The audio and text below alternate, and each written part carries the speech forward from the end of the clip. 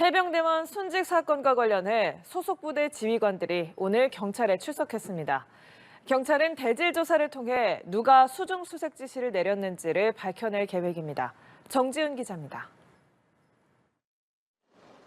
숨진 최상병 소속 부대의 핵심 지휘관으로 꼽히는 해병대 1사단 7여단장과 포 11대대장이 경찰에 출석했습니다. 사고 원인을 둘러싼 지휘관들의 엇갈린 진술을 확인하기 위해서입니다. 경찰은 안전장구 없이 수중 수색 지시가 이뤄진 상황에 대해 이번 해병대 지휘부 대질 조사를 통해 밝혀낼 계획입니다.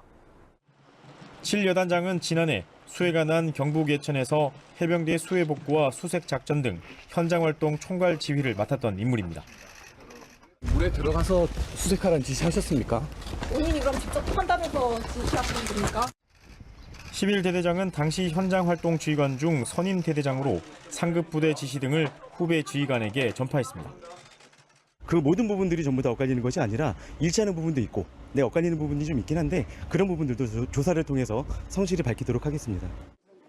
최상병 순직 사고를 처음 수사한 박정훈 전 해병대 수사단장은 지난해 7월 임성근 해병대 1사단장과 7여단장 등 모두 8명에게 업무상 과실치사 혐의를 적용해 경찰에 이첩했습니다. 하지만 이후 국방부 조사본부는 지난해 8월 11대대장과 숨진 최상병 소속 부대인 7대대장 등 2명에 대해서만 혐의를 적시해 재이첩했습니다. 이 때문에 수사 외압 의혹과 해병대원 순직 사고 진실 규명 논란이 일고 있습니다. 임 전 사단장은 최근 경찰 조사와 박 전 수사단장 재판에 제출한 진술서 등을 통해 수중 수색 지시를 한 사실이 없다고 주장했습니다. 무리한 수색 작전의 원인이 부하들이 자신의 지시사항을 임의로 작성했기 때문이란 입장입니다.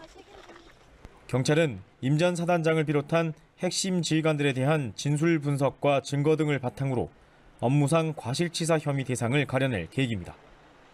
연합뉴스TV 정준입니다.